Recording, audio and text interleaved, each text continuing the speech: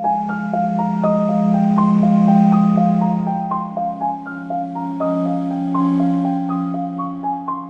Business പഠിക്കാൻ വേണ്ടി വന്നതാണ്.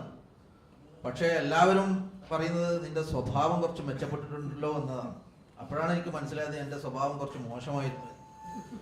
അപ്പോൾ ഈ ക്ലാസ്സുകളിൽ നമ്മുടെ പുസ്തകങ്ങൾ വായിക്കുമ്പോൾ, വീണ്ടും ആവർത്തിച്ച് വായിക്കുമ്പോൾ മനസ്സിലാകുന്ന ഒരു സംഗതി, ധാർമ്മികത, നമ്മുടെ പെരുമാറ്റം മെച്ചപ്പെടുത്താൻ വേണ്ടി സർ മനഃപൂർവ്വം ശ്രമിച്ചിട്ടുണ്ട് എന്ന് നമുക്ക് മനസ്സിലാവും. പ്രവാചകൻ തന്നെ അനുയായികളെ അഭിസംബോധന ചെയ്യുമ്പോൾ പറഞ്ഞത്, ഇന്നമാ ബുഇസ്തു ലി ഉതമ്മിമ മകാരിമൽ അഖ്ലാഖ്, സ്വഭാവത്തിന്റെ, മേന്മയുള്ള സ്വഭാവത്തിന്റെ, മാന്യമായ സ്വഭാവങ്ങളുടെ പൂർത്തീകരണത്തിനാണ് ഞാൻ നിയോഗിക്കപ്പെട്ടത് എന്നാണ് പ്രവാചകൻ തന്നെ പറഞ്ഞത്.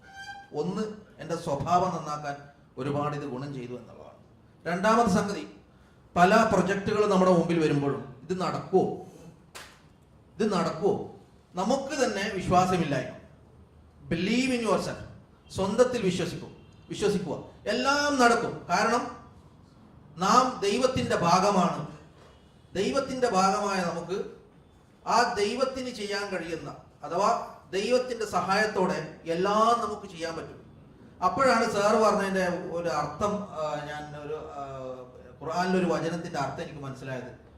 ഇന്നല്ലാഹ അലാ കുല്ലി ഷൈഇൻ ഖദീർ, ദൈവത്തിന് എല്ലാം കഴിവുള്ളവരാണ്. അങ്ങനെയുള്ള ദൈവത്തിൽ വിശ്വസിച്ച് കഴിഞ്ഞാൽ നമുക്ക് എല്ലാ ഭാഗ്യങ്ങളും സൗഭാഗ്യങ്ങളും നമ്മളിലേക്ക് വരും.